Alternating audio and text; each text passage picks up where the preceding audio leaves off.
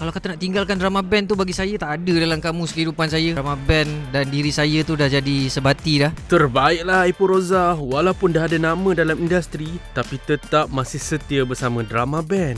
Kata Epul, hampir 15 tahun cipta nama bersama membuatkan dia berasa sayang dan tidak terfikir untuk meninggalkan kumpulan itu. Malah perkataan keluar juga tiada dalam kamus hidupnya, kerana bagi Epul, ahli drama band sudah dianggap macam keluarga. Alhamdulillah, seronok tengok keagraban antara ahli drama band ni. Harap korang kekalkan ukuah, ya. Saya sangat respect pada saya punya sahabat-sahabat dalam drama band ni adalah kami bergerak, kami bekerja, kami bersahabat dengan meletakkan ego di tepi. Kalau ada perselisihan ke, ada perbincangan ke, semuanya akan melalui proses yang ego letak tepi dulu. Kita bincang apa yang kita nak buat, apa yang terbaik, boleh sama dan masing-masing semua boleh terima masing-masing. Dan itulah keharmonian memang sangat-sangat perlu dijaga. Cari duit juga, tapi yang paling penting adalah kita kena harmoni sesama kita dalam unit kita. Kalau kita tight, barulah kita boleh hadap cabaran-cabaran kat luar tu, insyaAllah. Dalam kumpulan ni, dalam persahabatan kita orang ni, ego tu kita cuba kurangkan sekurang yang boleh. Kadang-kadang kena ada, cuma kadang-kadang ego yang kita pakai adalah di atas pentas sahaja, sebab kita perlukan persona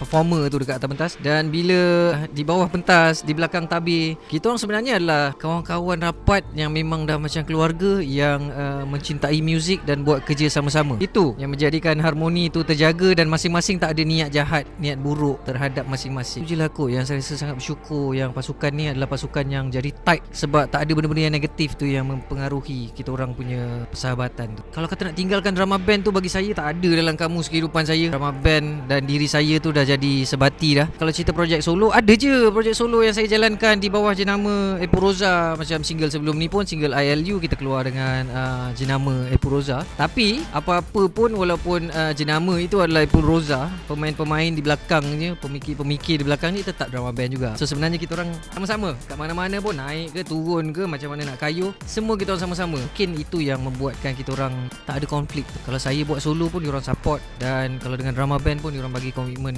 100%. Bila awak bersama dengan drama band, awak berkarya lagi betul-betul lagi sarkastik. Bila dengan Epul Roza ni lebih relax sikit. So dua kita panggil persona yang berbeza. Untuk yang kalau kita panggil yang lebih jiwang side of saya, kebiasaannya dia akan jadi solo, dia akan jadi Epul Roza. Kalau yang sedikit nakal-nakal, ada attitude, ya, itu drama band. Sebab orang kenal drama band dengan itu. So kita kekalkan jenama tu, kita kekalkan style tu sikit lah.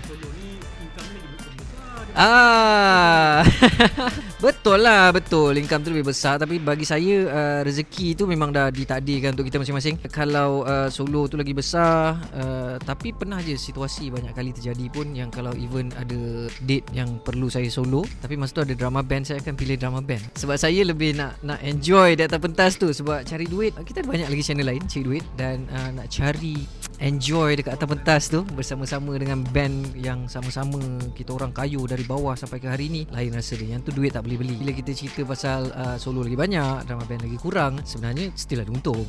Okey je kan. So ada hari kita makan sambal ikan bilis, ada hari kita makan chicken chop, okey je. Yang penting bersyukur.